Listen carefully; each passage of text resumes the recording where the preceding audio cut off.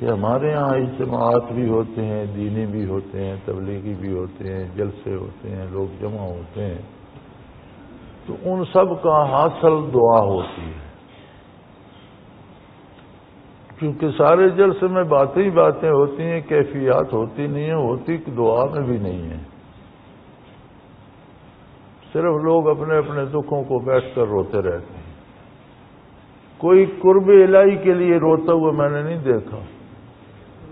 کوئی وصول اللہ کے نہیں، اپنے دنیاوی دکھوں کو بیٹھ کر روتے رہتے۔ اور وہ جو دعا کرانے والے حضرات ہوتے ہیں وہ بھی نفسیات کے ماہر ہوتے ہیں۔ نفسیات کو پڑھنا ضروری نہیں ہے، جب لوگوں سے واسطہ پڑتا ہے تو نفسیات تجربے میں آ جاتی ہے۔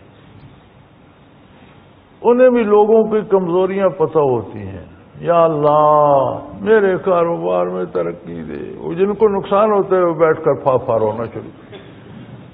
یا اللہ مجھے نقصان سے بچا، وہ بیچارے رونے لگ جاتے ہیں کہ میرا تو نقصان ہو گیا، آج مولوی دعا کر رہا ہے جب میرا ہو چکا ہے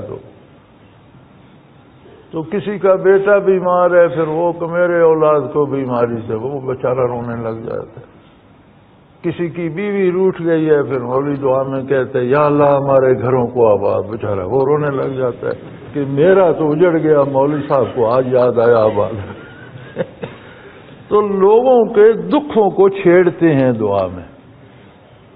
کہ کس کس کی کیا کمزوری ہے، یہ باقاعدہ فن ہے، اور اس پہ پھر وہ دعا میں پھر وہ ہر بندہ رو رہا ہوتا ہے، ہر ایک کو کوئی نہ کوئی کمزوری تو ہوتی ہے، تو وہ بیچارے رو رہے ہوتے ہیں، پھر اخباروں میں چھپتا ہے جی لوگوں نے ہچکیاں بند گئیں، فلاں حضرت نے دعا کرائی ہچکیاں بند گئی۔ ارے دعا ہچکیاں باندھنے کے لیے تھے یا اللہ کریم سے بات کرنے کے لیے؟ نبی کریم صلی اللہ علیہ وسلم کا ارشاد ہے دعا مقل عبادہ ہو کما قال رسول اللہ صلی اللہ علیہ وسلم، کہ ساری عبادتوں کا حاصل اس سارے رڑکے میں جو مکھن نکلتا ہے وہ دعا ہے۔ کیونکہ دعا کیا ہے، ایک عاجز بندے کو براہ راست اللہ کریم سے مخاطب کر دیتی ہے، تو ساری عبادتوں کا حاصل تو قرب الہی ہے۔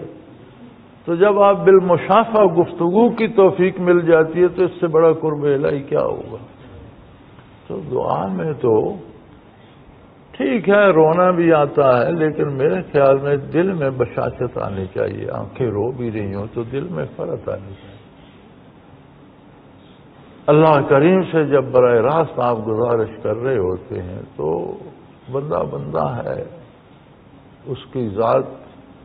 بندے کی رسائی سے برال برا ہے، تو اس فاصلے کا ایک ہجر کا دکھ تو ہوتا ہے، ٹھیک ہے بندہ بندہ ہے، اپنی حیثیت میں ہی رہے گا۔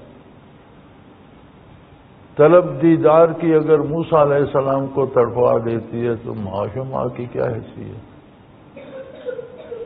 تو جو اہل اللہ روتے ہیں وہ اس دکھ میں روتے ہیں، ان کا کوئی بیٹا بیمار نہیں ہوتا، کوئی بیوی روٹھ نہیں گئی ہوتی، کوئی کاروبار میں نقصان نہیں ہوتا، وہ جو ایک اندیکھا ہجر ہے کہ ہر جگہ اللہ موجود بھی ہے اور ہماری رسائی میں بھی نہیں ہے۔ تو جب اللہ محبوب بن جاتا ہے، مطلوب بن جاتا ہے، مقصود بن جاتا ہے، تو پھر بندے کا دل چاہتا ہے بندہ بندہ ہے، دیکھوں انجوائے کروں، بات کروں، بات کرتا ہے تو بھی اس کی یک طرفہ ہوتی ہے، دیکھ سکتا نہیں، تو اللہ کے بندے اس دکھ میں روتے ہیں۔ دنیا دار اپنے دنیا کے دکھوں میں روتا ہے، روتے سارے ہی ہیں لیکن مختلف ہیں۔ تو ایک رواج بن گیا ہے کہ یہاں اجتماع ہے، تبلیغی ہے، 3 دن کا ہے، تو بندے تیسرے دن آتے ہیں چلو دعا میں شامل ہو جائیں گے۔ ایک چلے کا ہے جی بندے 40ویں دن آتے ہیں دعا میں شامل۔ یہ جو اجتماع ہے اس کی میں نے آپ کو پوری حکایت سنا دی کہ یہ تاریخ کی امانت ہے، جماعت کی امانت ہے، بیان ہو گیا اس کی تاریخ بن جائے گی، بعد میں آنے والوں کے کام آئے گی۔ تو یہ برتن سازی کا اجتماع ہے، یہاں سینے مانجے جاتے ہیں، یہاں قلب صاف کیے جاتے ہیں۔ تو یہاں کا اصل فائدہ یہ ہے کہ آپ وقت لے کر آئیں، یہاں وقت لگائیں، محنت کریں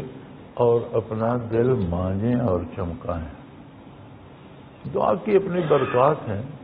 نہ آنے سے دعا میں آ جانا پھر بہتر ہے، کچھ شمولیت تو ہو گئی، لیکن جو حق ہے وہ ادا نہیں ہوتا۔ تو اکثر دوست دعا کے لیے رش کرتے ہیں کہ چلو جی ہم بھی دعا میں شامل ہو جائیں، اللہ سب کو قبول کرے اور سب کے سینے روشن کرے اور سب کو خطاؤں سے معافی عطا فرمائے، اپنی رحمت سے نوازے، وہ الگ بات ہے۔